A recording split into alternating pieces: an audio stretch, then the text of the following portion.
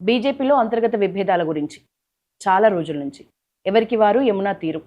దీనికి ఏం చెప్తారు? అంటే ప్రపంచంలో ఏ దేశంలో ఏ పార్టీలు లేదు అంతర్గత విభేదం. ఉమ్, ఈ భారతదేశంలో ఏ పార్టీలు లేదు. 22 ప్రతిపక్ష పార్టీలల్లా ఉమ్, అంటే వ్యక్తిగత అభిప్రాయాలు వేరే ఉంటాయి తప్ప వ్యక్తిగత విభేదాలు ఉండవు రాజకీయ పార్టీలలో. మీరు గమనించాల్సింది. ఉమ్, అంటే మీ ద్వారా చెప్తున్నాను తెలంగాణ ప్రజలకు అభిప్రాయ భేదాలు.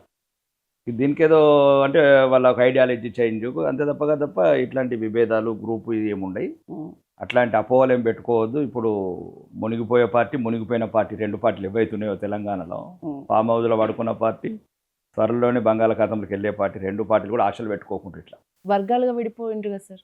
ఇప్పుడు తెలంగాణ ప్రజల మైండ్ సెట్ మీ మీ దాకా వచ్చిందో లేదో నేను ఒక మాట చెప్తా. మంచి నాయకత్వం, యూనిటీ, ఈ రెండు చూపిస్తే ఓట్లు గుద్దడానికి రెడీ బీజేపీ కోసం. కానీ ఆ యూనిటీ మన బీజేపీలో మిస్ అవుతోంది అని ఫీల్ అవుతున్నారు. గుద్ది చూపించారు. ఇంకా మళ్ళీ కొత్త గుద్దేది 35% ఓట్లు గుద్దిండ్రు మాకు ఆల్రెడీ. ఉమ్, ఇంకెవడో ఒకటి పనికిరాని సన్న మాటలు పట్టుకోకండి. ఉమ్. 8 పార్లమెంట్ సీట్లు గెలిచినాం. సరిపోతాయా? నేను ఇంకొక 8 గెలుస్తాం. సరిపోతాయంటే ఇప్పుడు ఎందుకు మాకు ఉన్నాయి 35% అండి. ఇంకా 3% ఓట్లు వస్తే చాలు. అంతేనా? ఆ, ఉమ్, ఏవైతే దొంగ ఓట్లు, ఇవి చనిపోయిన వాళ్ళు ఓట్లు వేసిండ్రో కొందరు ఉమ్. విద్రోహులు, దేశ చొరబాటుదారులు, ఆ ఓట్లు ఏరెత్తే చాలు 3% వచ్చేస్తాయి మాకు. ఇంక ఈ మమ్మల్ని తెలంగాణలో అధికారానికి ఎవ్వరు కూడా ఆపలేరు. తెలంగాణ ప్రజలు, మీరు అన్నట్లు అది తెలంగాణ ప్రజల ఆకాంక్ష. ఉమ్, వాళ్ళ కళ్ళల్లో చూస్తున్న ఈ సుమారు ఈ 12-13 సంవత్సరాల నుంచి దుర్మార్గంగా అప్పుడున్న గడీల పాలన కావచ్చు, ఇప్పుడున్న అబద్ధాల పాలన కావచ్చు, అవినీతి, బంధుప్రీతి, అక్రమాలు, ఇదంతా ఓలా మంచి ఉన్న తెలంగాణని అప్పుల తెలంగాణ చేసిండ్రు. దీనికి ఒకటి పరిష్కారం కమలమని తెలంగాణ ప్రజల మెదడు తొలుస్తున్నది. గట్టి క్లాస్ వచ్చిందంట కదా సార్ నేషనల్ ప్రెసిడెంట్ నుంచి, నితిన్ నబీన్ నుంచి.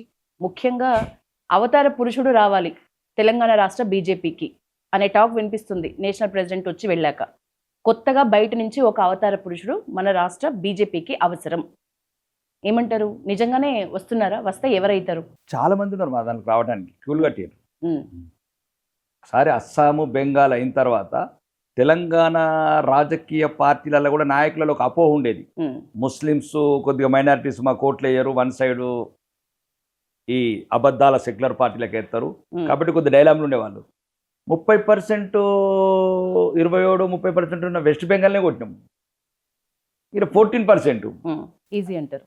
ఇంకా మళ్ళీ మీకు లెక్కలు చెప్తున్నాను, అంకెలు చెప్తున్నాను, సంఖ్యలు చెప్తున్నానండి. ఉమ్, 27-30% ఉన్న వెస్ట్ బెంగాల్ని 207 సీట్లు గెలిచినాం. ఉమ్, రాజకీయ నాయకులందరూ చెడ్డవాళ్ళు కాదు. పార్టీలు చెడ్డ ఉండొచ్చు, వాళ్ళ ఐడియాలజీ.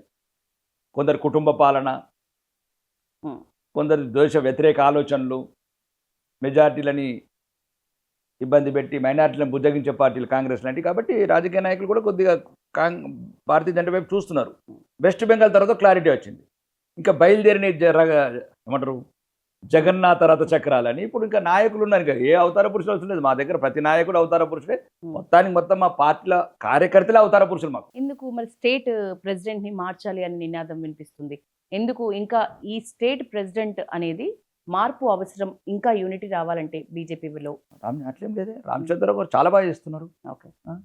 ఈరోజు అంతా మేము ఇప్పుడు ఏది రైతు గోత్సవ యాత్ర కావచ్చు, లేకపోతే సింగరేణి యాత్ర కావచ్చు, ఇంకా రకరకాల ఏదైతే ఈరోజు ప్రజాక్షేత్రంలో పోతున్నామో అన్ని రామచంద్రరావు గారి నాయకత్వంలో పోతున్నాం.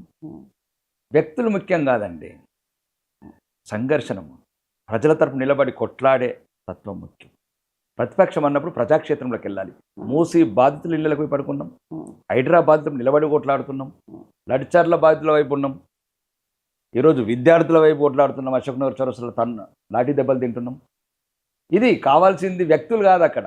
మాకేందండి భారత మాతనే మాకు మొత్తం అన్ని. వ్యక్తులు ముఖ్యంగా దయచేసి ఈ అపోహ తొలగించుకోండి మీడియా.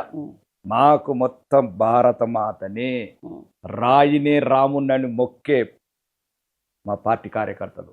కాబట్టి మాకు దశ దిశ నిర్దేశం అంతా భారతమాతనే. కాబట్టి రామచంద్రరావు గారి నాయకత్వంలో బ్రహ్మాండంగా పార్టీ రోజు రోజుకు పెరుగుతుంది, ప్రజలలో ఆదరణ పెరుగుతుంది. రానున్న రోజులు ఇంకా ప్రజా ఉద్యమాలు నిర్మిస్తాం.